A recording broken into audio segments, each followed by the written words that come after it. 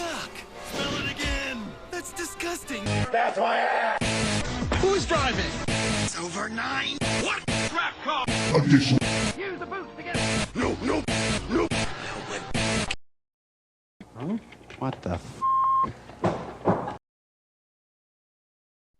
Hello again, everyone. This is Bionic Slime. I am your online voice for reviews of your choice, and this is another installment of BS Reviews. Today, we look at a fantasy film that is based off a fantasy teenage book series similar to Harry Potter, which is funny because this film was directed by the guy who directed the first two Harry Potter films, Chris Columbus. In the new fantasy series, Percy Jackson and the Olympians, with the first novel, or first film in this case, The Lightning Thief. A lot of these teen fantasy books have been adapted into films lately, and with the exception of Harry Potter and Chronicles of Narnia, all of them have been pretty much been overpriced, overcharged, average pieces of bland, subpar crap. None of them seem to know how to strike a hitch with any audiences, and they've basically just been a giant waste of time and money. I mean, you look at Golden Compass, The Seeker, The Legend is Rising, The Spiderwick Chronicles, and Aragon. They've all just been blah, blah, blah, okay. Now we have a new one to add to the list, and I bet you're wondering how it measures up. Well, you're about to find out. Percy Jackson, The Olympians is brought to you by Fox 2000 Pictures. It was directed by Chris Columbus, and the novel was written by Rick Riordan, and the screenplay for the film was written by Craig Titley. It stars Logan Lerman as Percy Jackson, Brandon T. Jackson as Grover, Alexandra Daddario as Annabeth, Sean Bean as Zeus, Pierce Brosnan as Mr. Brunner, Kevin McKidd as Poseidon, and Catherine Keener as Sally Jackson. The plot of Percy Jackson, the Olympians. Percy Jackson is an average teenager, or at least he thinks he is, until one day he is attacked by a mysterious creature in a Greek museum. He soon finds out that all of his friends, family, and teachers have been hiding a very, very big secret from him. Turns out he is actually the demigod son of the water god Poseidon.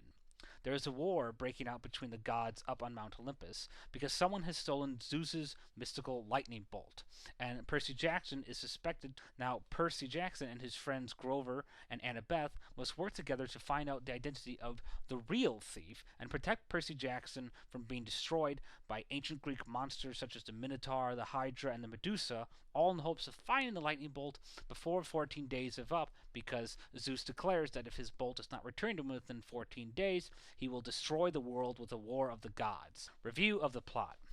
I have to say, even though this film is anywhere near the ranks of Harry Potter or Chronicles of Narnia, the plot is really something special. I have to say, it's incredibly inventive when you think about it. To think that the Greek gods exist up in the heavens on Mount Olympus, come down to Earth and mate with human beings, and have these demigod mutant offspring is just really cool, because it leaves you with endless opportunities for interesting kinds of characters to appear. Kind of like the X-Men, how you have so many different mutants in the world having different effects on people and that with these unique powers. And because the gods may have more than one child, or just several all around the world, you got lots of opportunities for these kids with different powers based on the god they were born from. And there's this particularly one cool scene where Percy is led into like a Camp David kind of thing, training for demigod kids. And I just thought it was so cool that you have all these kids who have this common theme of being born under gods. And I just think that's a really neat idea. I mean, the special effects were also very well used in the creation of one of the most important things in the film, the Greek mythology. It was used well because it wasn't shoved down your throat, but it wasn't too lax that you didn't get enough of it.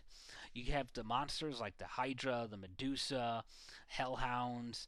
You got the Minotaur, and they look really, really good. And I really like the fact that all this stuff has been around, but under our nose and in secrecy. And I just think that was a really neat concept to try and weave that in. Review the characters. I have to say, unfortunately, this is the one part that truly suffers in this film in comparison to, say, like the others.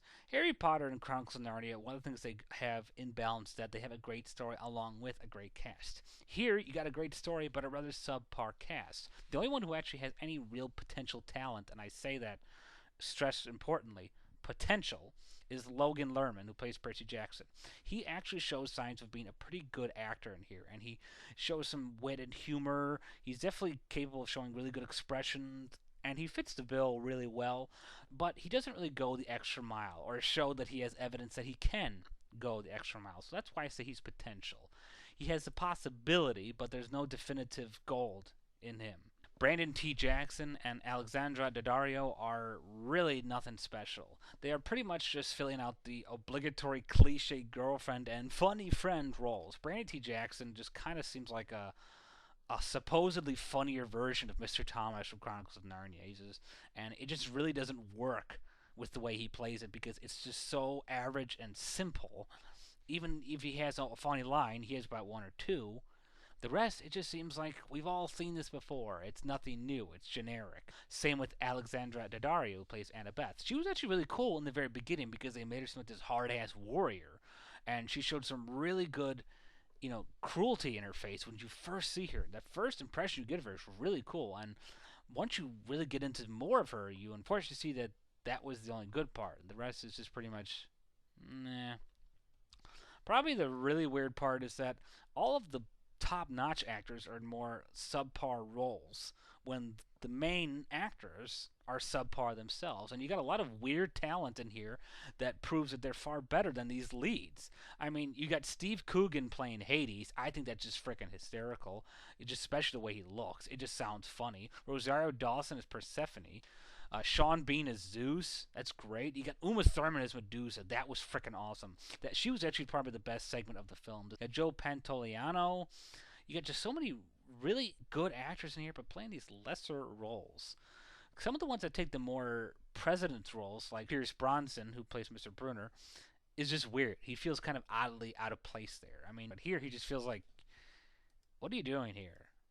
This doesn't seem to fit you. Same with Catherine Keener. She just plays a typical mom, and after seeing her for the grand total of 5 minutes of being mother and Where the Wild Things Are, I've already gotten sick of her playing that role. Review the cinematography and the music. Music was okay. It was pretty alright, I guess. Again, average is the only word that comes to mind with this. There's nothing that really stands out or makes me remember or say, damn, that was a really good song or something like that. Cinematography was well done, especially made good use of the visuals with the CGI monsters and that. Like with the Hydra, there's a scene where they fight in the museum. That was really well done. As I said, the Medusa scene, that was really cool. I really liked how that worked. The Hell scene, when they actually go down to meet Hades, fantastic. It looks incredible. Really unique vision of Hell. And this movie definitely makes good on its promise to show you good visuals with good special effects. That's the one thing I think that really strives it home, is the great, awesome special effects. It works well with the action, which there's actually quite a lot of. This movie is actually more fun than you think. I say the action was pretty well done in this film, and it made the film much more tolerable and much more interesting than otherwise would have been totally ruined by the subpar acting and the subpar everything else, for that matter. Flaws about the film. As I said, the acting here is completely subpar and lukewarm.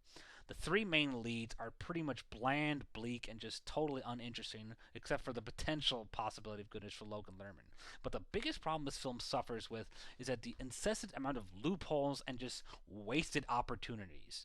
They come up with these butt-backwards dumbass rules that don't make any sense. Like Zeus says that gods are not allowed to steal other one's powers, yet somehow a demigod or someone can do that. And then you have this one scene where Percy and the kids are going to be leaving this camp led by Mr. Brunner. And he's saying don't leave, but then they leave and then he doesn't bother to go out looking for them. And it's just like, you just left that gaping hole right there and nothing is ever approached, even when you find out who the Lightning Thief is. Nothing is really touched upon. Nothing really gets developed. There's no finality to it. There's no wrapping up everything. It's just there with half-assed loopholes. Kind of like eating ice cream. And the more you get to the hollow cone, where you start to realize all that good topping on top, which is a cover for a lot of big holes. Final wrap-up. Percy Jackson and the Olympians could possibly be an interesting series if they actually got their asses in gear and put something together that was actually impressive. This movie is fun, I will give you that. I love the fact that they have these random talented actors playing these weird characters like Steve Coogan as Hades, Rosario Dawson, Persephone. I loved Uma Thurman as Medusa. And the special effects were quite impressive. But all in all, this is a pretty bland, average movie. It pretty much lands right back into the subpar category, along with Golden Compass and the other films. The acting is weak. The music is nothing to remember. It's full of dumbass loopholes that just are so big you can fly a jetliner through them.